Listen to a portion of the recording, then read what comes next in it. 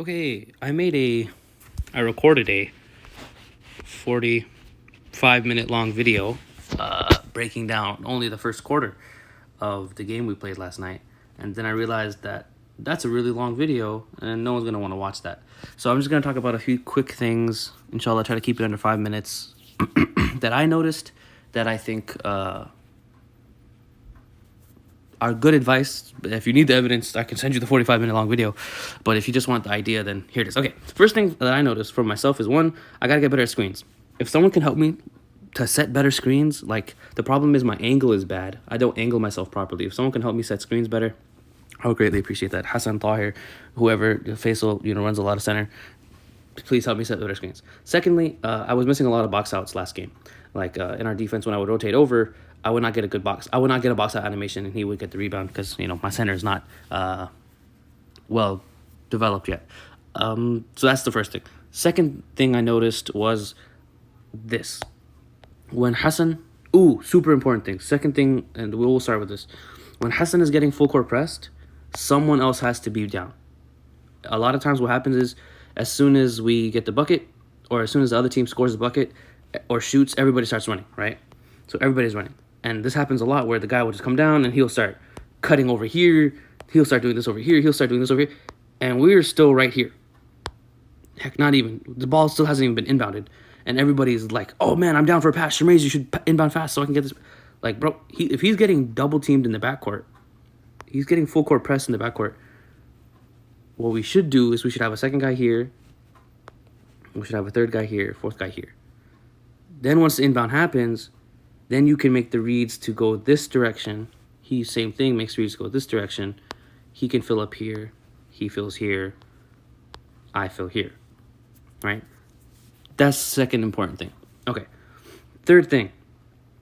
I noticed this, and so many people do this, is that when Hassan's bringing the ball up court, right? Let's say I inbound the ball. As soon as he crosses half court, someone's making a cut. A good cut, don't get me wrong, right? But the problem is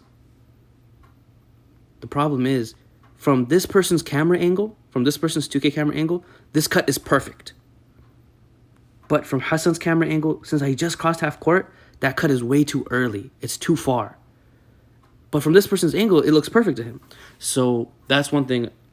Don't cut until Hassan gets here. Don't cut until Hassan gets into his attack position.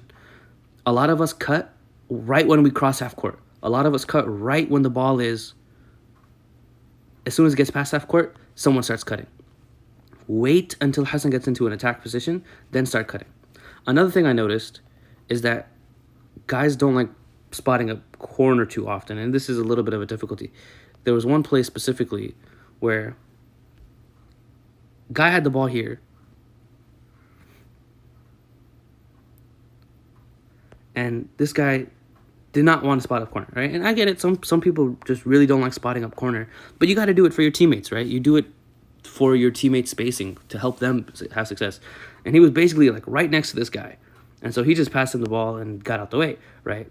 But still, it's like, give him a little bit of space to the corner. You let different guys attack. Okay. What else? I think those are the few things offensively. I think defensively, what I wanted to talk about was a quick review of sides. One of us made a mistake. I made a mistake. Someone asked me a question, and I corrected them, but I said yes in my correction. So they thought, yes, I'm doing the right thing, when I should have said, no, this is the right thing. Anyway, so we're the red team. We're in our 2-3 zone, okay? This is the blue team. This is the way I believe they were attacking, if I'm not mistaken, generally.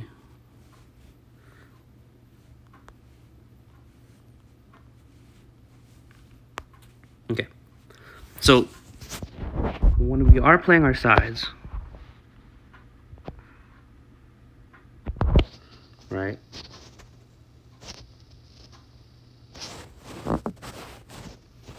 When we are playing our sides, what we do is 2 comes here, right? Basically as if he's guarding 5. 3, what happened is he asked me, should I stay in the middle? And I said, yes, you should guard the wing. So he stayed in the middle. The problem is, oh, I need a ball.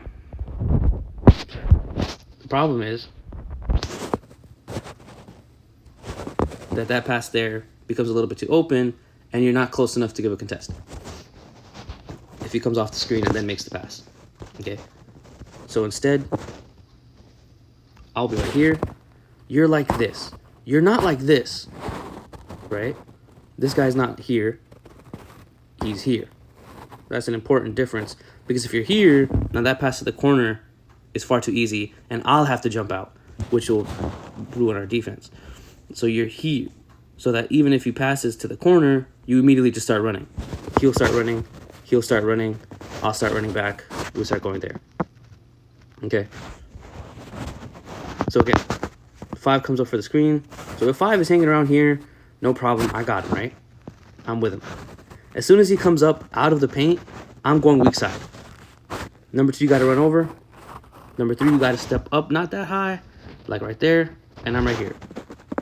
And now basically, this guy could do whatever he wants, right? This guy should feel useless, right? If he comes over, you just step down a little bit. He comes back, you step up a little bit. He starts going wide, you follow, and you just stay behind him. He follows, you follow up a little bit, right? And I think the only thing I noticed is that sometimes we would be running into the screener, and we click square. And again, it's just a discipline thing, right? Like, if your discipline is boring, it's more fun to click square, it's more fun to click triangle. But if you're just disciplined, stay in good position, don't click square too often, be very conservative with square and triangle. There's a few times where the guy clicks square, and now he's too wide, he clicks square, that's an open shot. Or there was one time where I think the person put his hand up, which is what's going to happen, right? You're putting your hand up to contest, and then he comes off a move.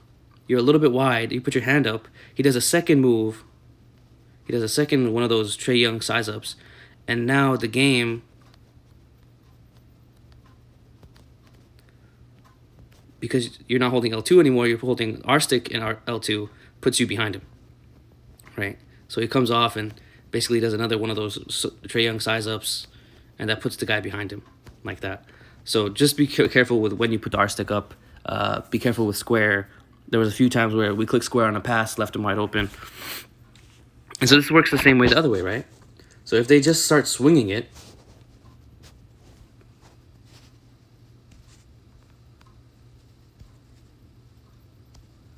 right? If they just swing it here and go here and start going to pick and roll there, as soon as he passes there, you got to start running here. He starts running here. He starts running back. I start running opposite. He starts running here. Okay, now he comes set to screen here. So this guy's doing the same thing, right? He's playing the wing. And so what they sometimes will do is they'll skip this pass. If they do it too early, he shows for half a second, runs right back, and in that meantime, he starts running right away. I start running back. If he cuts, I cover any cut. If he doesn't cut, you play your thing. You do your thing, right? So you just got to run right away, right? As soon as that screen is set, I'm going to reset right here. As soon as the screen is set, he comes off the screen. Now, this is the one that sometimes will get a guy confused. He comes off the screen, right? Now he's up top. Now you're guarding him. Okay, now number 4 is guarding ball. And he's here. And number 5 is not cut yet. Now what do? Right now, you do nothing. You stay where you are. If number 5 cuts, then you guys start going into rotation. Like that, right? If number 5 cuts. If number 5 does not cut, we stay in our formation like this, okay? If number 5 cuts, then we start rotating, okay? If he passes here now, then we start rotating. Number 1 shows for half a second. Number 4 full speed sprints.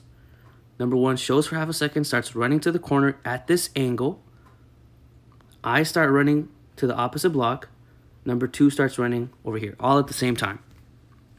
Okay, let's do that one more time so it's clear. Because what will happen is they're playing sides, right? They're both doop, doop, doop, doop, spam, spam, spam, spam. He comes off the screen and now passes it right away. You got to start running. He got to start running here. He got to start running there. I got to start running back here. And that's basically it. I think that's everything I wanted to talk about. Oh, yeah. I wanted to mention about how in the worst positions, offensively and defensively, I give him the least priority. I think that's a negative thing that I don't like that I do. You know, offensively, I tell him, hey, spot up in the corner, stop cutting. You know, and that's not cool. That's not fun. You guys want to have fun. Defensively, I give him the last option in the zone, right? Defensively, I tell him, I ask Adi where you want to be. I ask Zagum where you want to be. And then I asked Hassan where you want to be. And then I told Son where he was, right? I don't like that I do that. I think that's very wrong of me. So I apologize for that. I dislike that I do that. And I think because especially guys like Son and Zagum, who offensively, right? Offensively speaking, you got Hassan at the 1. You got Ali at the 2. You have Son at the 3. You got Zagum at the 4. You got me at the 5, right? And what happens is offensively, these guys, 4 and 3, they'll barely get any involvement offensively, right? They'll barely have any fun offensively. And so, in my opinion, to counteract that, you got to keep them involved defensively. You got to put them in the top of the zone. You got to put them in the top of the zone defense. Make them feel involved defensively to make up for how little they're going to be involved offensively. And that's just part of the game, right? You see guys like Milwaukee or Phoenix last year. They have 3 guys who are on the ball or active offensively, right? Guys like Drew Holiday, Chris Middleton, Giannis. Then they have 2 guys that are not. Bobby Portis, PJ Tucker. They're not really Brook Lopez, whoever. They're not going to be involved too much in the offense. But they make up for that defensively by everyone being very involved. Same thing with the Phoenix Suns, right? You got Chris Paul, Devin Booker, DeAndre Ayton, who are guys who are very involved offensively. And then you got Jay Crowder and Mikal Bridges, who are more involved defensively, right? And so I think we should do something similar. But that's my opinion. I think one of the beautiful things about basketball is that it is there's one right answer, right? Get the ball in the basket, stop the other team from getting the ball in the basket. But just like math, there's so many ways you can get to that right answer that it's up to your preference. And then last thing I wanted to talk about, style of play. You know, I have a preference of style of play. You know, I have a preference of what I like to do, what I think the right answer to basketball is. But, you know, it's not fun for everybody. And so, you know, I always say, man, if everybody had it builds with 85 pass accuracy and gold bullet passer, bro, I would love to play Warriors basketball. But I don't think we could do that without having majority of our builds having 85 pass accuracy, right? Instead of just having Hassan with Hall of Fame bullet passer. If all of us had gold bullet passer, it would be so much fun. I would tell Hassan bring out his 6 foot and we could literally just play a Curry basketball, bro. It would be so fun. But that's it. Thank you guys for watching and sorry for taking too much time. Jazakallah khair. Assalamu alaikum wa rahmatullahi wa barakatuh.